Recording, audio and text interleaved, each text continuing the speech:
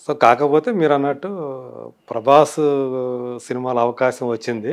అంటే అవకాశం అనకూడదులే గానీ, హ్మ్. ఏ సినిమాలో చేసినా 'నాగమహేష్' హ్మ్. సో, బాగా ఈయనెవరో గాని బాగా చేస్తున్నాడని మొదటి నుంచి ఆ పేరైతే మీకొచ్చింది. హ్మ్. కాకపోతే ఎందుకింత మీరు లేట్‌గా సినిమాల్లోకి ఎంట్రీ ఇవ్వడానికి కారణం ఏంటి? అదివరకు ఏందంటే మీరు ఆల్రెడీ రంగస్థలం మీద చేశారు గదా! నేను యాక్చువల్‌గా 90స్‌లోనే సినిమాకి ట్రై చేశాను నేను. 90స్ 90స్‌లోనే చేశాను. కొన్ని సినిమాలు చేశాను అప్పుడు. అప్పుడు 'రక్షణ', 'మెకానిక్ అల్లుడు' చిరంజీవి గారిది, 'రక్షణ' నాగార్జున గారిది, 'ధర్మక్షేత్రం' బాలయ్య గారిది, 'కొండపల్లి రాజా' వెంకటేష్ గారిది, అవునా? ప్రెసిడెంట్ గారి పెట్టడం ఒక 10 సినిమాలు చేశాను. 10 సినిమాలు కూడా పెద్ద సినిమాలే. ఓకే. అప్పుడు పెద్ద సినిమా ట్రై చేసాను. చిన్న సినిమాకి ఎప్పుడు ట్రై చేసేవాడిని కాదు. ఓకే. కానీ ఆ స్కోప్ ఉండదని ఫీలింగ్ నాకు. ఓకే. అవన్నీ కూడా మంచి హిట్స్ అవి. నాగార్జున గారిది అయితే 'ప్రెసిడెంట్ గారి పెళ్ళాం', 'రక్షణ', 'వారసుడు' 3 సినిమా వరుసగా చేశా. అవునా? అంటే చిన్న చిన్న ఒక్కొక్క సీన్సే అంతే. Dialogue okay. పరంగా డైలాగ్ ఉండేవి మళ్ళీ. ఓకే. అట్లా చిరంజీవి గారితో ముఠా మెసేజ్ చేశాను. మెకానికల్లో సత్యనారాయణ గారి శారద కాంబినేషన్లో లాయర్గా చేశాను అప్పుడే ఓకే. ఆ రోజుల్లోనే. ఓకే. ముగ్గురు మునగాళ్ళు కమిట్ అయ్యి కొన్ని సీన్ చేసి తర్వాత వేరే కారణాల వల్ల కుటుంబ కారణాల వల్ల నేను మా అన్నయ్య గారు ఆరోగ్యం బాగోపోవటం, నేను వెనక్కి వెళ్ళిపోవాల్సి రావటం, సినిమాని వదిలిపెట్టేశాను. ఓకే. చిరంజీవి గారు అప్పుడు ఆ ఫస్ట్ ఇన్నింగ్స్లో కూడా లాస్ట్ మూవీ చిరంజీవి గారితో కమిట్ అయిన సినిమానే. అవునా? అప్పుడు ఒక సీన్లో నా భుజం మీద చేసుకుని చిరంజీవి గారు మేము ఆ నగ్మా టీం వస్తుంటే అంటే ట్రైనింగ్ ఐపీఎస్లో ఉన్నాము సీన్స్ అవి వాళ్ళు టీచ్ చేసే సీన్స్లో నా భుజాల మీద చేసుకుని చిరంజీవి గారు ఉంటాం. ఓకే. యాక్షన్ చెప్పగా చిరంజీవి గారు ఇటు తిరుగుతాడు, నేను వెనక నేను తిరుగుతాను, నలుగురు అటాకు. అప్పుడు చేశాము. మళ్ళీ రీఎంట్రీ చిరంజీవి గారు దయతోటి మళ్ళీ ఖైదీ నెంబర్ 150లో. ఓహ్! అంటే ఇప్పుడు అంతకుముందే మీకు చిరంజీవి గారితో మంచి పరిచయం ఉంది. ఓకే. అప్పుడు పరిచయం ఉంది. తర్వాత నేను ఆయన ప్రజారాజ్యం పార్టీ పెట్టినప్పుడు నేను ఒక ఆయన అభిమానిగా ఆయనతో పాటు ఆ పార్టీ కార్యక్రమాల్లో ఉండటం, నన్ను పర్సనల్గా కూడా తెలుసుకోవటం ఆయన. ఓకే. నేను అయితే ఎప్పుడు నేను మీతో కలిసి యాక్ట్ చేశానని నేను చెప్పలా. ఆయన గుర్తుండదు అనుకుంటాను నేను. ఓకే. ఆయనకైతే ఎప్పుడు నేను ఓపెన్ చేసి చెప్పలా. సో ఆల్రెడీ మీతో అంటే నేను మళ్ళీ రీఎంట్రీ అవ్వాలని కానీ మళ్ళీ రాజకీయాలు పెట్టి సినిమాకి వెళ్తాడని నాకు తెలియదు కదా అప్పుడు. అట్లా 5-6 ఏళ్ల పాటు నేను పార్టీ కార్యక్రమాల్లో కొంచెం చురుకుగా ఉన్నాను. అప్పుడు ఆయన దృష్టిలో పడ్డారు. అప్పుడు బాబు దగ్గర పరిచయం అయ్యా నేను. ఓకే. అయిన తర్వాత మళ్ళీ ఆయన సినిమాకి వచ్చిన తర్వాత ఒక సీన్లో ఈ సినిమాలో నేను కనిపించాలి, ఆయన పక్కన ఫ్రేమ్లో ఉండాలని వచ్చిన ఆశతోటి వెళ్ళి అడిగా. ఆయన అడిగారు. ఆయన అడిగా డైరెక్ట్గా చిరంజీవి గారిని వెళ్ళి, అన్నయ్య ఆర్టిస్ట్గా ట్రై చేస్తున్నాను, సినిమాలో చిన్న వేషం ఇవ్వండి, మీ పక్కన అలా ఒక. అప్పుడు కూడా ఇదివరకు మీతో కలిసి చేశాననే సంగతి ఇప్పుడు చెప్పలేదు సార్ నేను. ఇప్పటికీ తెలియదు ఆయనకి. ఇప్పటికీ తెలియదు ఆయనకి. ఆయన ఎప్పుడన్నా ఇది మహేష్లా ఉన్నాడని ఆయన అనుకుంటే తప్ప ఆ సినిమా సీన్లు చూసుకొని ఆ సీన్ చూసినప్పుడు ఎప్పుడన్నా ఇప్పుడు మెకానికల్ చూసారనుకోండి, సత్యనారాయణ గారి శారదా కాంబినేషన్లో చేశారు లాయర్గా డైలాగ్ వేషం. ఇక్కడ శారదలో చూసాం అప్పుడు. ఓకే. మహేష్ కదా అని అప్పుడు అట్లా ఆశ్చర్యపోవాలని తప్ప నా నోటితో నేను మనం మీతో కలిసి సినిమా చేసా సార్, నేను ఒకప్పుడు ప్రయత్నం చేసా సార్ అని ఎప్పుడు చెప్పలా. ఓకే. ఇప్పుడు చెప్పలా. ఇట్లా అడగటం, ఆయనేమో అద్భుతమైన అవకాశాన్ని నాకు అక్షయ పాత్ర లాంటి చిన్న పాత్ర ఇవ్వటం, మరి అది చాలా గొప్ప విషయం. చాలా చాలా గొప్ప విషయం. అది ఒక డివైన్ మూమెంట్స్ అనుకుంటా నేను. చిరంజీవి గారు ఇన్స్పెక్టర్ వేషం ఆయన్ని షర్టు పట్టుకుని మడిపెట్టి గడటం, స్టేషన్లో హెరాస్ చేయటం, అట్లా ఆ సన్నివేశం అంత గొప్పది కాబట్టి దాంట్లో నటించినందుకు నాకు అంత గొప్ప పేరు రావటం. ఎవరి అటెన్షన్ పడింది చాలా. ఎంత అటెన్షన్ పడిందంటే సుకుమార్ గారు కూడా ఎవడీడు తెలుగు కూడా, తమిళ కూడా, మలయాళం కూడా, మీ ముఖం అట్లా ఉంది, నా మొహం అట్లా ఉంది, దగ్గరగా ఉన్నాడు, మంచిది అట్లా ఉన్నాడు, ఎవడు రాడు దున్నపోతులా అంత హైట్ గీటు వెయిట్ ఉన్నాడు, చిరంజీవి గారు అంటే అసలు అంత భయం లేకుండా ఉన్నాడు అని ఈయన అనటం, అడగడం ఎంక్వైరీ. తెలుగు కొత్త యాక్టర్ అయితే తెలుగుడు అయితే కొంచెం భయపడుతూ పరిచయం లేకపోతే నాకు ఉంటుంది. సో ఆయనతో లాంగ్ జర్నీ చేశాం కాబట్టి, number of times face to face కలిసి మాట్లాడే సందర్భాలు వచ్చినాయి కాబట్టి నాకు ఆయన దగ్గర చనువు, నేను భయపడాల్సిన పరిస్థితి లేకుండా ఉండిపోయింది. అదే నన్ను డైరెక్ట్గా నన్ను తీసుకుని నన్ను ఏదో పర్సనాలిటీ సరిపోయిందని ఆ సీన్ చేయమంటే నేను కింద పైదాకా డెంగ్యూ వ్యాధి వచ్చిన వాళ్ళకు వణుకుతూ ఉండేవాడిని. అలా ఆయనతో పరిచయం ఉండటం అదొక భాగ్యం ఏందండి. నేను అడిగింది చిన్న వేషం, అసలు నేను అంత అసలు అంత గొప్ప వేషం ఆయన ఆఫర్ చేస్తాను కూడా నేను ఊహించలా. ఓకే. అంటే అడిగిన మధుర క్షణాలు, గొప్ప క్షణాలు, డివైన్ మూమెంట్స్ ఆయనే సజెస్ట్ చేశారు ఈ క్యారెక్టర్. ఈ క్యారెక్టర్ని చిరంజీవి గారే వినాయక్ గారితో ఫిక్స్ చేయమంటాం. మహేష్కి ఇవ్వండి. మహేష్కి ఇవ్వు, చేస్తాడు అతను, ఫైర్ ఉంది అతని దగ్గర. ఇంకా గొప్ప అండి. నేను విన్నది ఏంటంటే అంటే కనీసం అప్పుడు దాకా మీరు స్టేజ్ ఆర్టిస్ట్ అనే విషయం అయినా తనకు తెలుసు. అసలు ఎప్పుడు నేను నటుడు అనే విషయం చెప్పలే. నేను రైటర్గా తెలుసు ఆయనకి, చిరంజీవి గారికి. ఇప్పుడు పార్టీ కావాల్సిన కంటెంట్స్ ఏమైనా రాసిచ్చేవాడిని. అవునా? అప్పుడు అట్లా నేను రైటర్ గాని నేను సో అప్పటికే అంటే ఫెమిలియర్ అయ్యా. సాహిత్యంలో ప్రవేశం ఉంది, కథలు ఉంది, కథ రాసేవాడిని. కానీ మీకు ఏదో సత్యాగ్రహి అని ఏదో ఒక పేరు కూడా ఉండేదంట. అదే సత్యాగ్రహి నన్ను దగ్గర చేసింది. అంటే చిరంజీవి గారి పార్టీ ఆఫీస్కి వెళ్ళడం మొదలుపెట్టిన తర్వాత ఏదో ఒకటి ఆయనకి ఉపయోగపడాలనే ఆలోచన వచ్చింది నాకు. ఆయన దృష్టి పడాలి. నాకు పాలిటిక్స్ అంటే నేను పెద్ద ఇష్టం లేదు, ఇప్పటికీ ఇష్టం లేదు నాకు. ఆయన మీద ఇంట్రెస్ట్ తోటి నా వల్ల ఏమన్నా ఒక బెనిఫిట్ అవ్వాలి, నేను సైతం ప్రపంచానికి చేయాలని దీంతో నేను 10 మంది మోసుకెళ్ళేవాడిని కాదు, తీసుకెళ్లేవాడిని కాదు. ఎలాగ ఈయనకి ఉపయోగపడతానో ఆలోచించి మన దగ్గర రాసే లక్షణం ఒకటి ఉంది కదా, ఈ అక్షరాలను ఏమైనా సవ్యంగా వాడదామా అని చెప్పి అనుకుంటే ఒక థాట్ వచ్చింది. పొయిట్రీ లాగా రాసి అప్పుడు మనకి అగ్నిస్ట్ పార్టీస్ ఎవరు, కాంగ్రెస్ అండ్ టీడీపీ. ఈ రెండు పార్టీలు దుర్మార్గమైన పార్టీలు. ప్రజారాజ్యం పార్టీ వస్తేనే మనం బాగుపడతాం అనేది బాడీ లాంగ్వేజ్ తీసుకుని ప్రతి పొయిట్రీకి ఆ 15 రోజులు జరిగిన ఈవెంట్స్, మంచి ఈవెంట్స్ మనం ఇచ్చేయటానికి, టాపిక్ రేజ్ చేయటానికి ఉపయోగపడే పాయింట్ తీసుకుని నేను రాసేవాడిని. కాంగ్రెస్ టీడీపీ దుర్మార్గం పార్టీలా అని. ఎందుకంటే మన స్టాండ్ ఏంటి, ప్రజారాజ్యం కదా, అదే మనం తప్ప ఎవరు గొప్పలు కాదు కదా. అవును.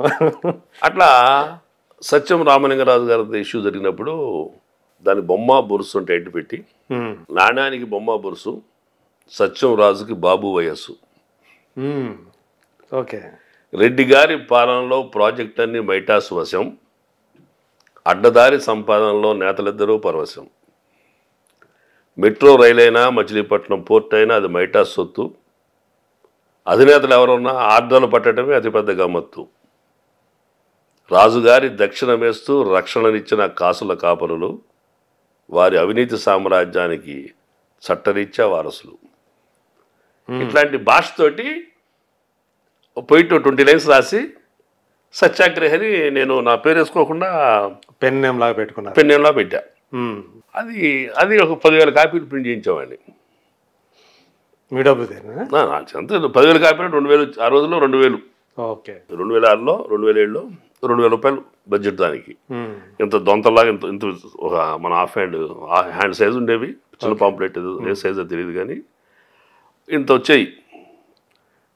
కార్లో తీసుకెళ్ళేవాళ్ళం, ఎవరు కుర్రోడు పక్కన తీసుకెళ్ళేవాడు, బాబు కొంచెం ఇచ్చేవయ్యా లోపల ఎవరు ఇచ్చారు అని చెప్పి దారి పేరుడికి ఇచ్చి పంపించేవాడు లోపలికి.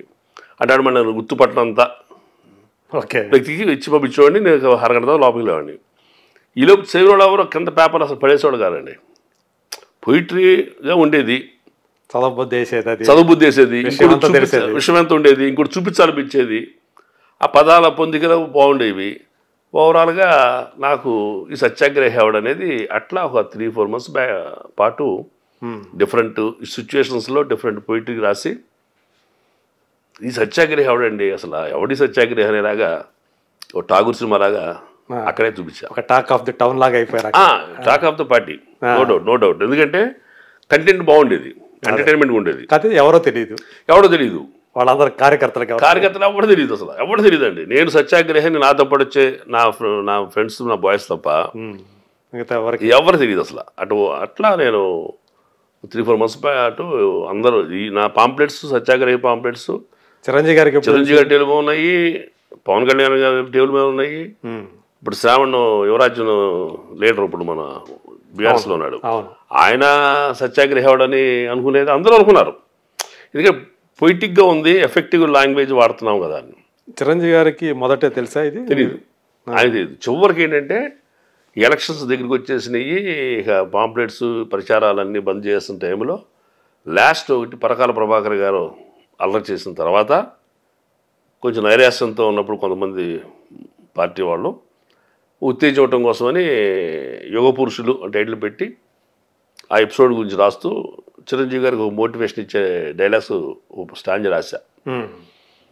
క్రీస్తుకైనా కృష్ణునికైనా దేవుళ్ళని తొలిగాయ కష్టాలు, మదరకైనా మహాత్మునికైనా దాపునకు వచ్చాయా సుఖాలు, కారణ జన్ములకు కాలమే పడుతుంది కఠిన పరీక్ష, తప్పదు వారికి అంతిమ విజయం, లోక శ్రేయస్సే వారికి రక్ష.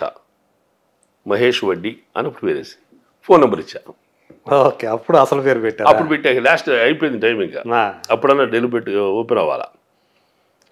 ఇవ్వగానే ఫోన్ మోగడం మొదటిని కాంప్లిమెంట్ ప్రతి 10,000 మంది 10,000 కాపీల మీద నా ఫోన్ నెంబర్ ఉంది కదా.